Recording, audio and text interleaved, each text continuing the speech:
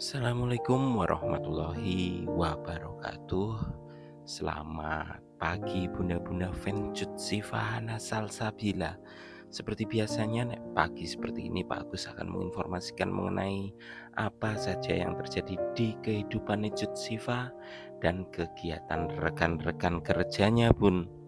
Spesial untuk video kali ini Pak Agus ingin membahas sebuah kata-kata mutiara yang dikirim ke saya kemarin. Ada 3 orang yang ngirimi, ada yang jam 13.09, 13.54 dan jam 12:40 kemarin ngirimnya. Tapi dikarenakan sulitnya, ini terkesan sederhana memang, tapi setelah saya coba pahami, saya coba mengerti, ternyata postingan ini benar-benar dalam maknanya Bun. Jadi pembahasannya mungkin agak panjang dan harus difahami dari layer ke layer, harus dikupas dari kulit terluarnya, baru kita bisa memahami apa intisari dari kata-kata mutiara ini. Jadi sekali lagi saran saya untuk menonton sampai selesai, karena mungkin bunda-bunda tahu kalau Pak Gus jarang meminta bunda-bunda nonton sampai selesai ya Bun ya. Kita mulai dari kulit terluarnya kata-kata mutiara tersebut. Sedikit disclaimer kalau kata-kata mutiara ini baru diposting 2 hari yang lalu. Terus dikirim saya kemarin jam 1 ya Mam ya. Oke, saya bacakan. Ya Rob, jadikanlah dia nasabku. Jika dia memang baik untukku, satukan kami melalui pernikahan. Semoga keluargaku dan keluarganya saling menerima. Tuliskan nama kami berdampingan ya Allah. Jika orang ini bukan untukku, tuliskanlah nama mereka dalam takdirku ya Allah. Sebagaimana Engkau menjadikan siang menjadi malam dan malam menjadi siang, Engkau juga dapat menjadikan orang ini baik untukku. Ya Rob, jadikanlah dia suami yang solih untukku. Lembutkanlah hatinya kepadaku. Peliharalah dia untukku dan tetapkanlah dia untukku. Jadikanlah dia milikku dan aku miliknya di dunia dan di akhirat. Satukanlah kami dalam hal yang halal. Lindungilah cinta kami satu sama lain dari segala bahaya. Jadikanlah pernikahan ini sebagai rahmat darimu, bukan cobaan. Berilah kami keberkahanmu. Amin. Amin. Ya Robbal Alamin.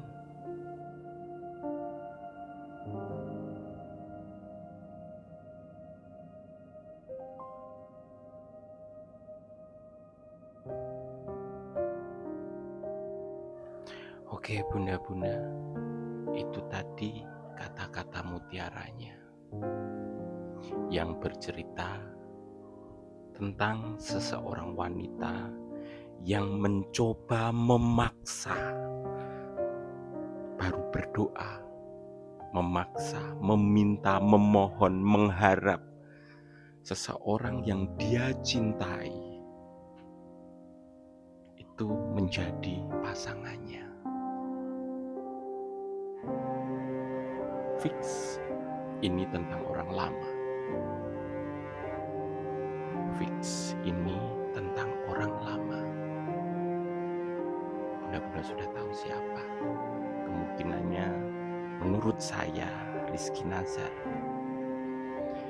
Terus kenapa di bulan Juni, Juli, awal Agustus itu bercerita tentang kata-kata mutiara yang hampir tiap hari itu tentang orang baru? Kenapa bercerita tentang orang baru tapi dia kembali lagi ke orang lama lagi? Ini bukan cut sifanya yang plin-plan pun. Tapi sebelumnya Pak Agus harus minta maaf dulu bahwa pernyataan kedepannya ini mungkin harusnya tidak boleh saya bicarakan dengan seorang wanita yang kebetulan yang nonton video ini kebanyakan kaum hawa. Sebelumnya Pak Agus minta maaf. Teori menyatakan bahwa wanita itu mampu menikahi seseorang yang tidak dia cintai. Wanita mampu menikahi seseorang yang tidak dia cintai. Apakah itu salah? Pure murni tidak salah. Bahkan tadi saya sudah tanya ke beberapa temennya Pak Agus dan termasuk istrinya Pak Agus. Benar, walaupun perih ya, tapi itulah faktanya. Disebut teori boleh, tapi itulah faktanya. Apakah itu salah apabila seorang wanita menikah dengan orang yang tidak dia cintai? Benar-benar pure murni tidak salah. Bahkan hal itulah yang seharusnya. Menikah dengan orang yang kita cintai itu sangat indah sekali. Sangat indah sekali. Tapi kebanyakan hal itu sulit terjadi. Dan di dalam kamusnya Cut Sifa yang tidak mengenal pacaran, walaupun jatuh cinta itu ada ya mamnya. Jatuh cinta itu seperti perasaan kita marah, sedih dan lain-lainnya tidak bisa kita kontrol. Benar-benar ada rasa. Tapi menikah sebenarnya bukan berlandaskan cinta. Bahkan tidak ada. Untuk hal ini pondasinya dari pernyataan saya tadi itu saya kutip lewat Pak Yai yang ada saja. Pak Yai, Ustadz. Apakah orang yang menikah harus cinta? Yang menikah harus cinta, Arif? Enggak.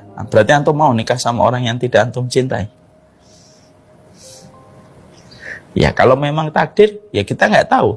Tapi memang bahwasanya pernikahan itu tidak ada syarat bahwasanya menikah itu harus mencintai. Makanya pihak KUA kalau menikah, mereka tidak mengatakan apakah Bambang mencintai Sri dan Sri mencintai Bambang. Biasanya KUA tidak pernah tanya itu. Karena apa?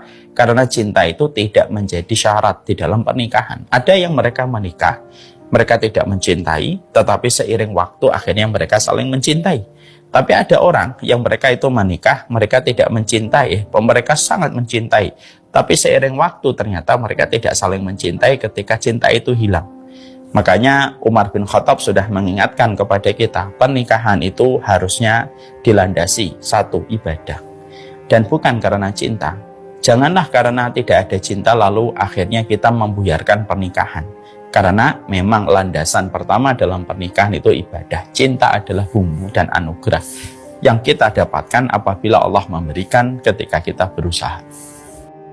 Itu pondasi sebuah pernikahan. Kita kembali lagi ke kata-kata mutiara tersebut. alasan kenapa Cut Siva masih berharap, masih berdoa. Dia benar-benar menyukai seseorang, bahkan orang tersebut menurut dia mintakan agar dibaikkan. Mergo mungkin menurut dia juga kurang baik, tapi ini minta, ya Allah, jika mereka bukan yang terbaik untukku, jadikanlah mereka atau dia yang terbaik dan ditakdirkan untukku. Jadi yang perlu difahami di sini adalah Cut Siva sedang berjihad. Buat jihad yang benar saja, Pak. Oh, iya. Ini pondasinya. Habib, apakah ini boleh sebenarnya, Habib? Pasangan yang belum halal meluangkan air mata, meluangkan kegalauannya, padahal mereka belum secara sah halal, Habib. Nah, cinta itu sangat hebat. Bahkan orang yang mampu menahan menyimpan rasa rindu, menuangkan rasa lewat tangisan, tapi tanpa sentuhan, jika dia meninggal, dia adalah syuhadaul mahabbah. Syuhada. Walaupun dia mencintai wanita, dia cinta dengan kekasihnya. Dia luapkan dengan tangisan, dia tuangkan dengan rasa, tapi bukan dengan sentuhan, nggak pernah menyentuh apa. Kalau dia menikah, kalau dia meninggal, maka meninggalnya dalam keadaan mati syahid, karena memendam sebuah cinta. Jadi untuk perasaan Cut Siva yang mencintai orang, namun dia tetap mencoba ada di jalurnya, boleh dibilang itu sebuah jihad. Walaupun dia tetap berdoa dan menghadapi masa kini dan kenyataan yang ada bahwa orang yang dia suka itu tidak sedang menatapnya. Kita kembali lagi ke kata-kata mutiara selama 2 bulan ini, Juni, Juli, awal Agustus, adanya orang baru. Jadi masih ada dengan kesadaran penuh, anggap saja ini Cut Siva, dengan kesadaran penuh dia memang berharap bisa menikah dengan orang yang dia cintai, tapi dia sadar sepenuhnya bahwa di dalam ajarannya agama Islam, menikah itu bukan berlandaskan cinta. Tujuan menikah bukan untuk itu, tapi untuk beribadah. Terus terang, ilmu saya belum sampai di sana, dimana seorang, kebetulan Pak Agus Lanang jadi benar-benar sulit untuk memahaminya. Bagaimana kita bisa ikhlas menikahi seseorang dan yakin menikahi seseorang yang tidak kita cintai. Aku tekan kono yakin bojoku menikahi aku karena ibadah. Aku bukan orang yang layak untuk dicintai.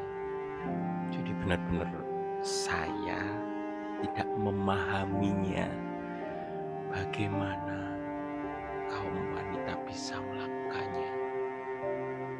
Tapi teorinya, faktanya, dari orang-orang yang saya tanya, hal itu yang ada. Dan kita kembali lagi ke depan dari kata-kata mutiara ini. Memang Cut Siva baru sampai di titik terluarnya. Kata-kata mutiara ini hanya kulit terluar dari makna sebuah ibadah,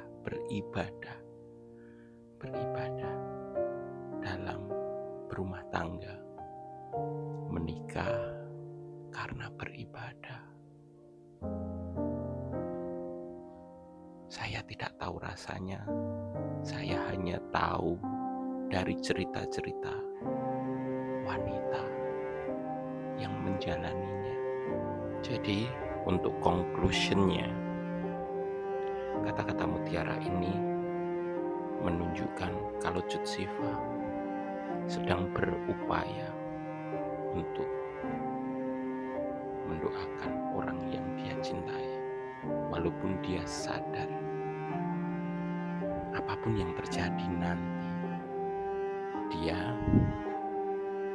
akan menjalankan apa yang ada dalam ajaran agamanya.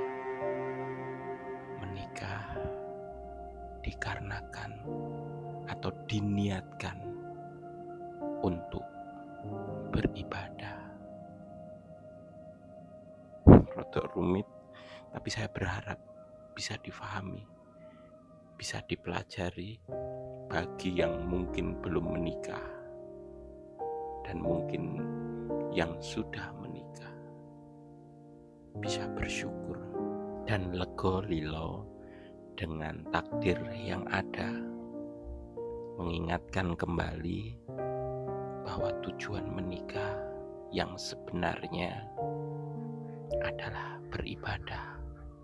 Setiap sapuan, setiap cucian piring, setiap nyetrika baju, senyum, memasak, apapun itu yang bukan kewajiban bunda-bunda, itu dihitung ibadah.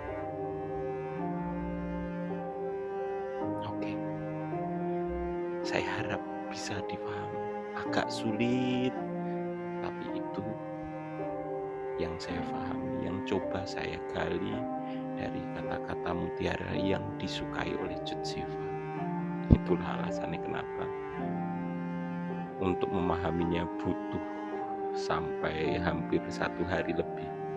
Sedalam itu intisarinya. Oke, sudah sampai 17 menit 48 detik. Mungkin itu dulu yang baru bisa Pak Agus sampaikan. Sekian dari saya, mohon maaf apabila ada tutur kata yang salah. Assalamualaikum warahmatullahi wabarakatuh. Semua yang saya sampaikan hanya pendapat pribadi saya saja yang belum tentu benar. Dan apabila ada kebaikan dalam penyampaian, itu bukan dari saya, itu dari Allah Subhanahu wa taala. Dan apabila ada kesalahan, itu pure murni dari saya. Jadi nek bunda-bunda memiliki pendapat lain tentang kata-kata mutiara ini, bunda-bunda bisa menuliskan di kolom komentar. Kita belajar bersama Cut Siva. Dadah bunda-bunda, ketemu lagi nanti siang.